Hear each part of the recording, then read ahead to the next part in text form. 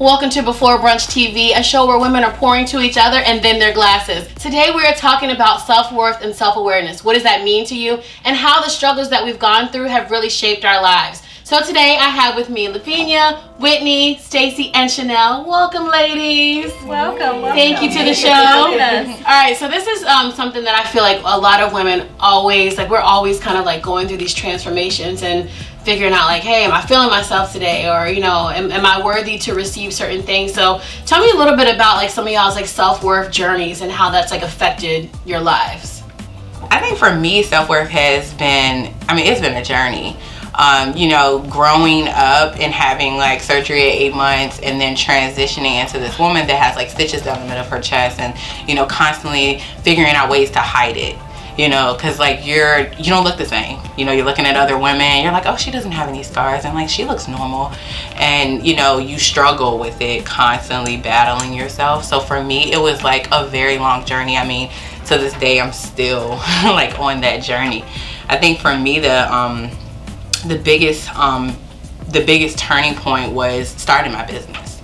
It made me realize that I feel like God has slowly been you're in the forefront, you're not in the background, and stop trying to put yourself there, because if you constantly can put yourself there, you're just gonna keep failing. So self-worth for me has been learning to be okay with being the spotlight and being the one that glows in the room and not trying to hide from it. I have to piggyback on that. Totally. Yeah, me too. That's hard. That was good. Thank you for breaking out. Thank you for that. I'm gonna piggyback on that, because for me, I like to be behind the scenes. I don't like to be in front of the camera. I like for Stephanie to be in front of the camera. Not for myself, but I also know what I do bring to the table as well. You know what I mean? So everyone has their strengths and everyone has their weaknesses. And I know in the position I am in at work, I know, whose strengths and who has certain weaknesses and what you're comfortable with. And everyone has to be stretched, right? We all stretch outside of our comfort zones. And so for me, that's growth, right? There's plenty of times that I have to stretch outside of my comfort zone, right now, today. This is not my thing. But, I think self-worth also, it does go in stages. I mean, you have stages of it. You have from when you were in high school to when you are in your 20s out of college, and then when you're in your 30s, and for me, when I'm in my 40s. Everything looks different. I look way different than what I did when I was in my 20s and my 30s. You put on a little bit of weight, and your hair might not be as thick as it used to be, or you just feel differently. And now with social media, that certainly plays a huge part on our young girls nowadays, and I hate that for them. That pressure. I would say I have been forced to step up and take ownership of what God has for me. This being the first project, Stephanie. I'm a behind the scenes person. I just like to be low key, but I like to make a lot of moves from behind the camera. Amen to that. Real low key. I don't like pictures. My social media sucks. I don't have a lot of followers. You sound like me. People are like, why aren't you posting? I'm like, because it just takes time and I don't want to. Right. And, I don't have a lot of followers, but, I know everything that's going on.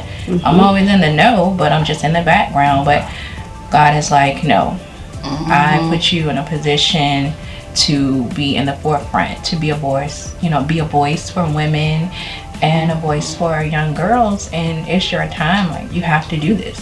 And every time, I try to step back. It's not gonna let you.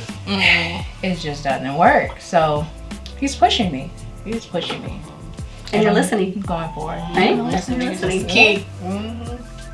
For me, I'm only 25, so she's like, oh, in your 20s.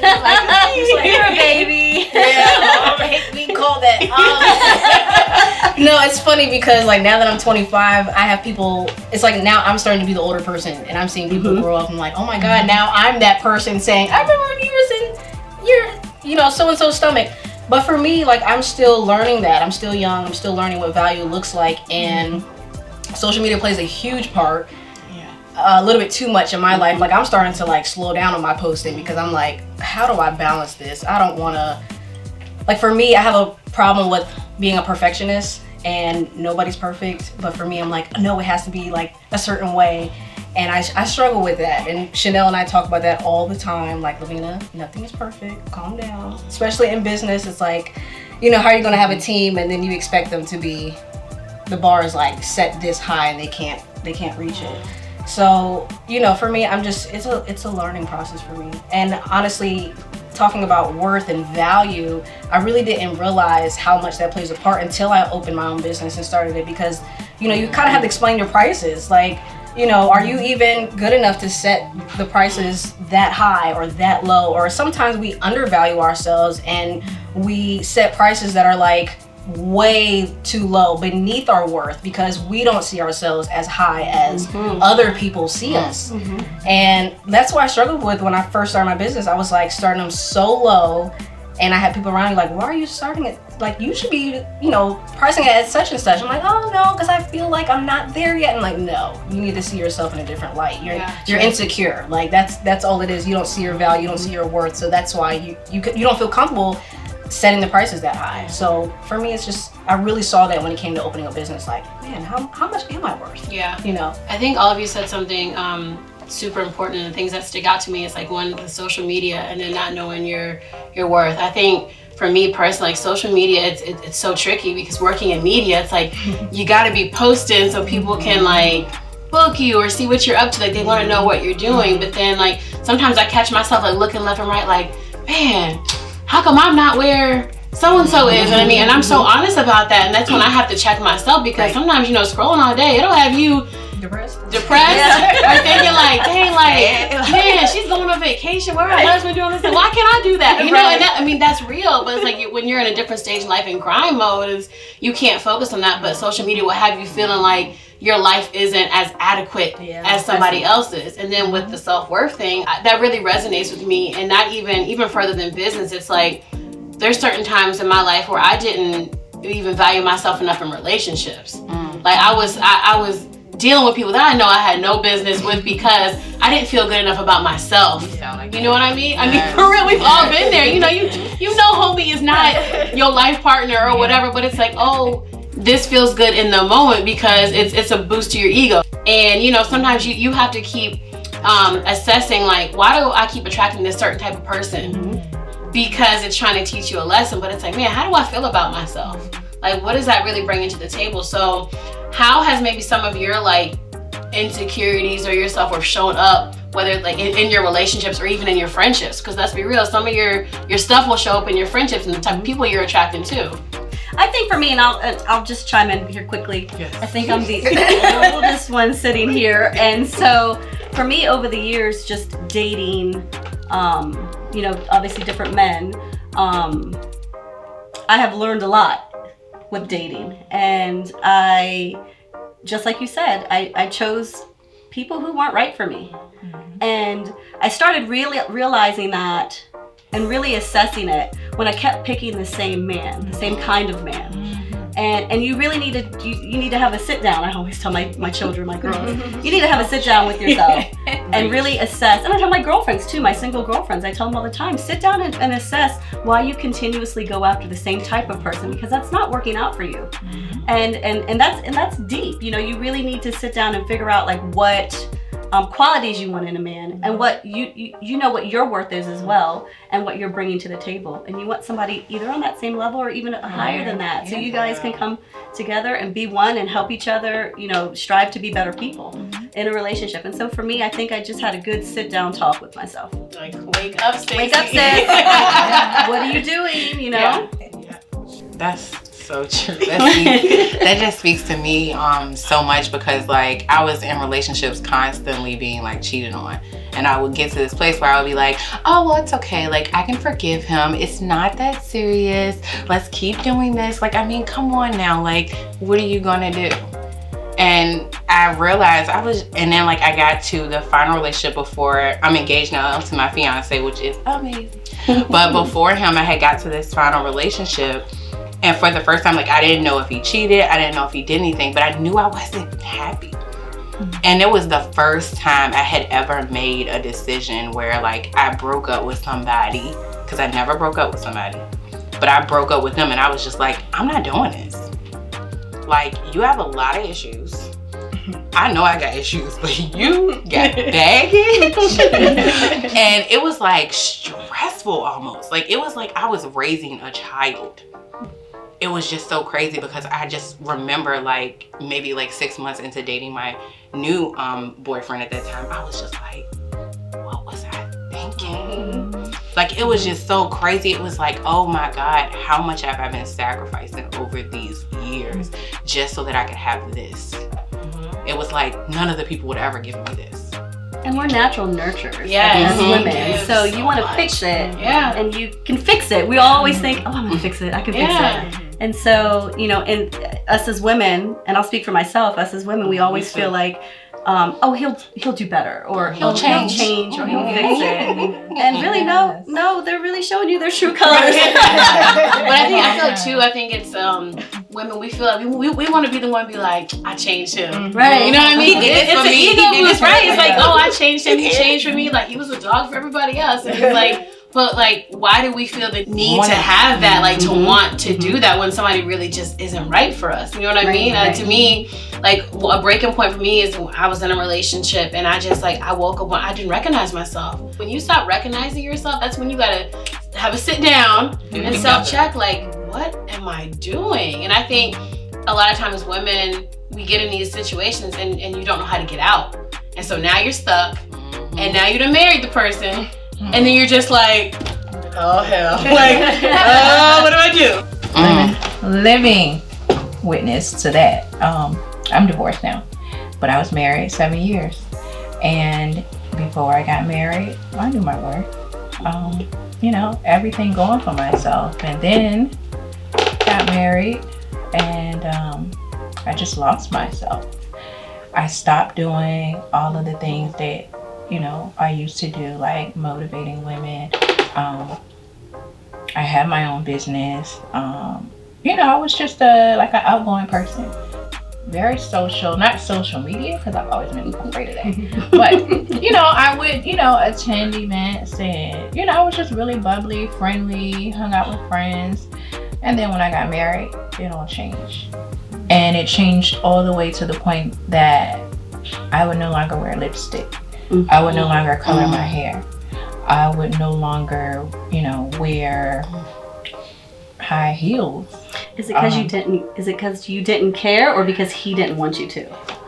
Both. That's hard. He didn't want me to, and because I started to believe that the person that I was before I met him was not the woman I was supposed to be. You're supposed to change. Yeah. I know. So, you know, I guess I dimmed it down all the way into depression. Like, literally, you know, That's easy looking in the mirror and crying and just like, who is this girl? Like, how do I get back to who I really am? Like, how did I get here? It was bad. And it was bad for a very long time. 7 years of just looking in the mirror and like, who the hell is she? Did you find you were being back to yourself once you got divorced, or did it was once? You know, that last straw, I just said, you know what? I gotta get back to wit. Because I don't know who the hell this girl is. Like, I've lost myself. I have people that would see me and they're like, well, what happened to this? And what happened to that? And why don't we see you? And I'm just like, you don't know. Like, I've been crying till 4 o'clock, 5 o'clock in the morning when my kids are asleep. I'm balled up on the side of the bed. He's not even home. I don't know where he is. So I had to find myself, and I just began to pray and pray and pray. And I got back in church, and I had a praying mother, like the old saying goes, you know. So I found wit, and it feels amazing. That's good. Yeah. Good. And see, and you had that breakthrough moment, and it's just like one of the things that really resonated with me, what you said is like, he didn't want you to do it, but you didn't want to do it. I feel like when you stop wanting to do, because to me it doesn't matter like what I mean, of course, some things matter, what they don't want you to do. But, you know, the normal things, like, you know, you want to be cute, you want to put on some lipstick, put on some heels. But, like, when you stop wanting to do that stuff, to me, that's when the issues arise. Right. I woke up one morning and I'm like, this is not right. Like, this is just not right. We have 3 kids. You know, I had Gianni. Gianni's like, Mom, what is up with you? Like, I want my mom back. That's the hard part. When the kids when start she recognizing said that, I want my mom back, I'm like, I gotta get out of this. And I did. And it took some time. You know, I've been divorced 2 years now, but it was the best decision I have ever made. And we're friends. Yeah, that's right. good. We're friends. You know, we raise our children. We get along, and we're friends. And I thank him for, you know, the lessons. Because now I know my worth. And I know what not to settle for. Sure. How to do it? When we're doing the things that we're doing, how is that gonna trail like our children? What is that gonna teach, especially when you're raising young girls? Like, what is that doing for them? Because we've seen the things like our mothers did or our family members. What is that gonna do for them? You know, so I'm so conscious about that now. Even though she's only 1, I'm just like, is she gonna ask me one day, like, why are you so hard? Like, why do you talk about your body and wanting to lose weight? Or why do you, you know, do hair and makeup? Me and Stacey have these conversations often. It's like, what does that mean? You know what I mean? For your legacy, and how can we not like be so hard on ourselves about these things? See, I can't even relate to having obviously I had relationship problems, but when it comes to the attracting bad men, I don't have that. I never had that problem because my mom instilled in me no BS. Like, you want to find someone you want to marry, and even though I was young, like you're in high school and you fall in love, you're like, oh, I'm gonna marry this person. And I had that. I was like dating this guy basically my entire high school time, about 6 years, even to after high school. And when he got into the military, he changed. And I don't even know if it was really that he changed. It could have been that it was him the entire time, but I didn't know it was him because it took something that he had to do or go through to bring that out of him. Because I feel like people don't necessarily change, like, when it comes to bad things, it's probably already in you if you already done it. Like, a cheater you were obviously a cheater. Like, if you did it, that's because that's who you were. But I'm just like a no BSer. Like, I'm just like, I knew my worth when it came to that. It was more so, like I said, with business, it was like, how much am I worth? Like, that was more so mine, not so much friendships and relationships, because even when it comes to friendships, I keep a very, very, like, you know, Stephanie, like, I don't have too many people around me. Like, I have 1 or 2 people maybe, and that's it. Because, like, I need to make sure that we're on the same page. Like, I can trust you, and just, you know, you just never know people's intentions sometimes. And it takes time to build that trust and knowing that I can trust you to come into my circle. So, well, it's good you learned that early. I think at 25, I might have been like a hot mess. So yeah, I was like, still trying to figure out my life. Trying to figure it out too. Right. So I'm passing that down. So when you talk about legacy, like, my mom instilled that in me at a young age. Like, Vina, if he's not good for you, it's funny. What is that song? Let's Get Married. Jagged Edge. So I remember being in the car and that song was playing. I was singing to it. And my mom loves the song, but she was like, Vina, do you understand what they said? And I was like, no, what are you talking about? She was like, I might as well do it. Let's just get married. And I was like, what do you mean? She was like, he's just saying, well, might as well. Let's get married. But I didn't take that as I'm just singing a song, R&B, so I'm like, yeah, let's get married. And then she's like, no, they're saying like, oh, well, might as well. I guess might as well I ain't gonna marry nobody else. I might as well not, I'm in love with you. I want to spend the rest of my life with you. But when you really break down those lyrics, it's like, oh my God. You know, as women, we're just like singing along, like, yeah, let's get married because we want to be. We're the ones that's like, yeah, come on. We ain't getting no younger. We might as well do this. But no, like, from the guy's perspective, it's like, oh, well, might as well. Not, hey, I'm in love with this woman. I want to be the rest of my, you know. Then, of course, there were songs like that in the 90s, too. But, like, that particular song was like, oh, well, might as well. So my mom always, like, put that in my head, like, no, don't take no BS. From men or women. It doesn't matter who it is. Yeah. You know, so she built that in me, and, like, I'm going to pass that if I have a daughter. Yeah. So kudos to you for learning that at 25. Like, our 25, I'm like, ooh, child, I can do that again. Friends. Right, everything. Like, you guys touched on something too in terms of business and like the workplace and stuff. And I think, you know, the studies have shown like women don't ask for raises, like women don't negotiate contracts. It's like not something that we do. When you talk about knowing your worth, I have a business too. So have you all had any issues where you talk about like in terms of jobs and careers where you're just like, man, I wish I would have like stuck up for myself a little bit more when it comes to like negotiating Never. I always speak up for myself. I don't have that problem. I'm like I said, I'm a no BSer. I'm thankful for my mom for that, because I'm just a no BSer. Like, you're not gonna overstep me or disrespect me. My mom is that way. So like, I'm like, man, I'm like, thank you, Lord, Mom, that I have this mother in my life, because you really don't realize what your parents do. That's the good part. You only look at the bad when you're growing up. That's true. In business, you know, I've had to learn over the years with my daughter, she's now a teenager, but to be, you know, to speak my truth and stand on my word. I've learned to do my research over the years from, you know, taking a lot of losses. You know, one of our big mistakes, my daughters decided they wanted to open a store. And before I did my research, I promised them that store. And I did it, and I ended up like $60,000 in the hole. The store was super cute too. Thank It you. was really cute. But people don't see that. The good, the bad, and the ugly. So yeah, just doing your research, knowing your worth, not taking the first thing that's offered to you, and just standing on your word. You know, it has taught me a lot in business. In regards to just, you know, being in a leadership position with my folks in my office, my lovely people, I want them to know their self-worth as well. I want to make sure that I fight for them. I think also you have to put in your part too as an employee or as a business owner. You have to make sure that you're bringing certain things to the table as well. And I know we talk about this in the office a lot, is you have to be non-replaceable. Right? Non-replaceable. You can define that however you want. But it's just, it is, and for me as personally, that has been a learning lesson for me, fighting for what I feel like I'm worth. Still a learning lesson for me.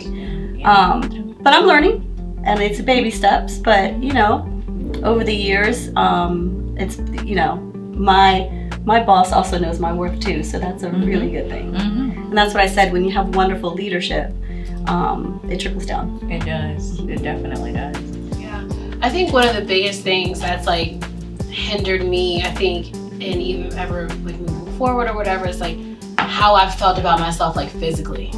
Like I think, especially women, because you know, so I feel like sometimes so much is placed on like our image, like on how we look, like what our bodies look like. And after having a baby this year, I was like, what is this? Like, who are you? You know what I mean? And like to the point where I wanted to do projects a lot sooner, but I was just like, I don't feel good in my clothes. Like I don't feel like myself. You know what I mean? And even before then, like I looked at pictures before I got pregnant. I told Stacey, I was like, man, I regret the fact that I complained at any time before about being fat when like looking before I was pregnant. I was like, man, I was popping. Like you know, you don't think about those kind of things. And even if you haven't had a baby, it's like you still kind of struggle with in like high school. I was like, I was so fat, yeah, and now I'm like, really? Right? And you look at social media, but the thing is, sis got her body done. You know what I mean? And that's cool. That's cool. But I just wish like people were a little more upfront and honest. Like don't sit here and get your whole work done and sell me a fitness video. Yeah, exactly. Like that's just not realistic. That's So how do you all like kind of get over those feelings of not feeling good about yourself physically to actually like push forward and still just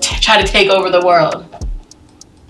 I would say I go back and look at my accomplishments, and that always gives me like a boost. Like, okay, you got this. Yeah. Like, Never thought about That's that. good. yeah, even if I had a bonnet on and You're like, I did this with that yeah, you know, I'm just like, okay, you know, I'll go to Google, I'll put in Gianni's name, I'll put in Barbie girl, and just all this stuff pops up and my confidence kind of goes through, you know, and I'm like, okay, yeah, I got this. Yeah.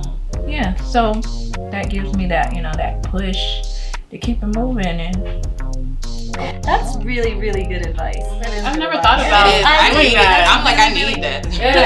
Because I feel like for me, I'm always okay, what's next? What are we doing next? Like we finish this, and 2 days later, I'm like, oh, because I'm just always like go, and what's the next big thing that we can do? And so, you know, when you have those slow moments, which aren't a lot of slow moments here lately, not for you guys, right? When you have your downtime, you start to say, okay, what's next? What's next? Instead of going back and reflecting on what you just did, like the amazing things that you just accomplished. And it's funny because we will go back and look at pictures from like a year ago or 2 years ago, and we're like, why were we thinking we were fat or whatever you call it? Why were we thinking our hips were big or whatever you want to say, as opposed to where you are now? And so I always try and tell myself, be comfortable with where you are now.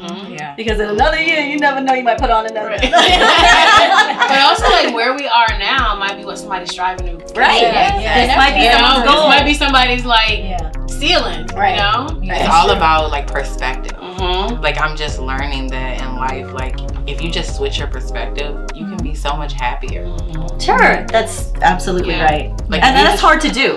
It really is. I feel like I constantly talk to myself about that. I do. You know, I do too. That's what I do for confidence. I do conversations with myself. Like I'll be like, you got this. Stop stressing out. It's not that serious. And I'll be like, you know what? In fact, because you're acting like this, let's do a self-care day. Like, and I will just take a pause. Like, that's what I've really been doing. I'm like, you stressing out. You need a day. I'll tell myself, you need a day. And that's been helping. That's good. But you recognize that in yourself and be like, yo, sis, you need to time out. But not, sometimes we feel like we just gotta keep going because we think something's gonna miss us. Something's gonna pass us by if we don't like keep going. I'm that person. So I'm starting to learn like, hey, just chill. It's still gonna be there. Like what's meant for you will not pass you by. Right. Amen. No, it will not. Absolutely. Amen. Absolutely right. I think well, I know I used to beat myself up, I would say a year ago. I just got it together. About a year ago. So I was like, man, I'm divorced. I'm 33. I have 4 children. You young. 3 of my kids are by my ex-husband though. So, you know, that's not too bad, right? But I was just like, who's going to want me? Oh, I've been there. What? Been there. I've been married and have these kids and they're young and I gotta start all over. Like, what in the world? So looking back at my accomplishments again, I was like, okay, this is my prep. Like, you can get back to the happy place. You can do that. And I would just start looking at pictures, looking at, you know, articles, looking at interviews and videos and, you know, things like that. And it just kind of prepped me up. And I'm like, okay, you know, I'm back on my life. That's right. Look, 4 kids and all, divorced, and that's fine. But it was an experience. So you learn now from I it. know, right, what not to tolerate. You know? It's good that It's all, I had that same situation. I'm divorced. I was married for 9 years, I think. And I thought the same thing. I had 2 kids by him, and I thought the same thing. I'm like, oh my gosh, who's gonna want me? I have 2 kids, and you know, I'm trying to get myself together. And can I do? My thing was, wow, can I do this on my own? Right. Can I do this on my own? That was very, very, very scary. And it took me a couple months to realize I could, and I was like, oh, I'm good. We can do this. Stacey back. Like parents say, how you doing? Right. You having a good day? Okay. Absolutely. And we have me and my ex-husband have the most wonderful co-parenting relationship. And then I found a wonderful man who I'm engaged to and soon to be married, and he loves my babies like his own. Yes. And I love his son like my own. And so I had 2 girls, and now I have a boy. So yeah. When your print's there. He's there. He's there. We speaking them into existence. If somebody were watching now and they're like struggling with their self-worth and just their self-awareness, what kind of advice would each of you give to them to kind of like keep pushing on and have that realization? Be encouraged, pray, and keep the relationship with God. you know. Ditto. Yeah, he's the source of my strength and The answers. the only, the only person that has, gotten me through my storms. It's not gonna last forever. Definitely not. You will get out of it at some point. It might take a Absolutely. little while, but just stay the course. Yeah. Stay prayed up. Stay and have positive people around you who are encouraging you and supporting you. Support system. Absolutely is so important, and the right support system, because Right. Yeah. you can have the bad support system. Oh yeah. Tell you all the way out. You make sure you have the right support system. Yeah. I would just say war in your worship. That's what my mother told me and taught me to do when I'm going through it. And I'm telling you, when I would be going through it, my mom was like, you just get into praise and worship. I'm like, Ma, I don't feel like worshiping.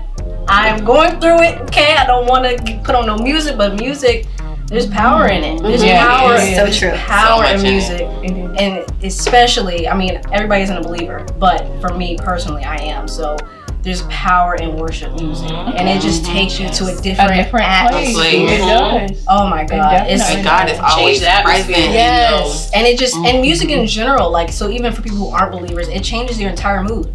So even if you just play your favorite song, it's gonna get you out of that funk. Like, so for me, peace. warring, yes, exactly. Yeah. Warring worship is what my mom taught me. So. I think that's the key too, is like knowing that it's gonna be okay. And I think telling people like you're not alone. Yeah. And I think that's one of the main reasons why I really wanted to do this, because I feel like so many women are going through the same thing. Yeah. But you never know, like y'all never met before and y'all have been through like literally the exact same situation. So it's just, knowing that you're not alone, and that like you see women here, like we can get through, anybody can get through it. It's just about like changing that atmosphere and really believing in yourself. So I really appreciate y'all for sharing your story today, and thank you all so much for watching today. Really hope this was an eye-opening conversation for you all about self-awareness and self-worth, and I hope after this conversation you now know your self-worth. Please make sure you follow us on social media at Before Brunch TV. We'll see you next time.